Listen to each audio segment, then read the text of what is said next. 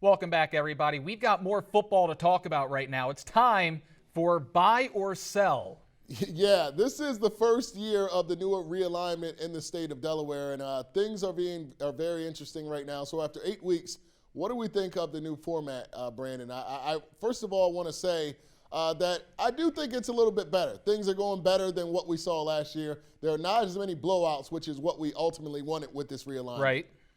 Right. Look, the thing that really stinks about this new realignment is that you lose the Henlopen Conference.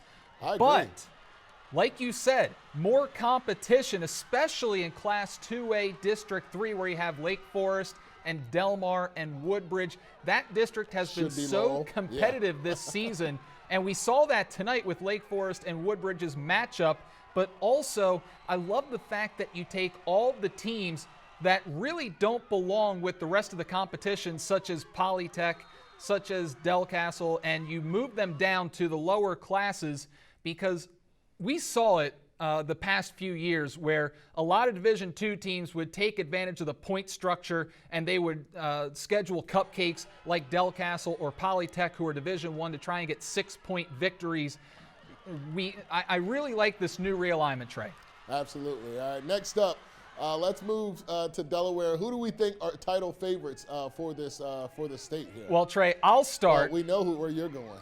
I'm going to go with Laurel because, like I said in the last block, that running game is absolutely ferocious. They've got great defense as well, and they have just been pummeling the competition in 1A. The only other team in the state that I can see competing with Laurel this season is all the way up in Wilmington, and that's St. Elizabeth. We haven't seen them at all, but I got to take Laurel. Trey, who you got? You know what, Brandon? Didn't you ask Coach Jones about this, and he kind of shot you down a little bit? And he dodged the question. After their win tonight, why not Smyrna, right?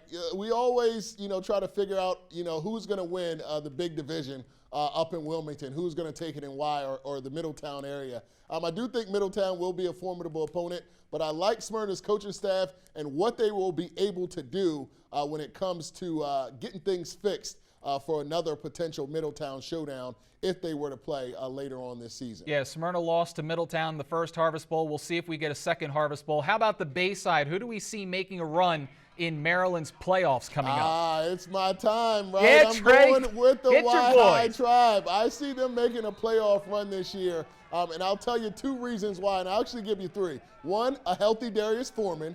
2, just any kind of Jace Freeman. You can throw that kid out there against anybody. Yeah, he's the Randy Moss of the Bayside right now. He's going to do his thing. And 3, that run defense is absolutely spectacular.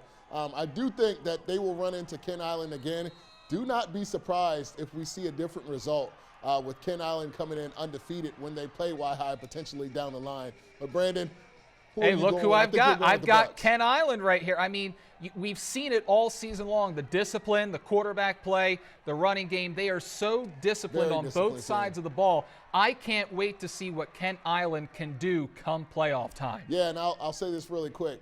Ken Island really, really wanted to play Queen Anne's this week. I'll leave it at that. They really wanted to play Queen Anne's, but you know what?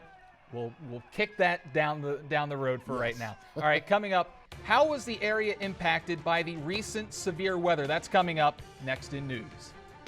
Hi, my name is Lucas Rupert. I'm an offensive guard and a defensive end at Cape and Logan High School, and you're watching Delmarva Sports Insider.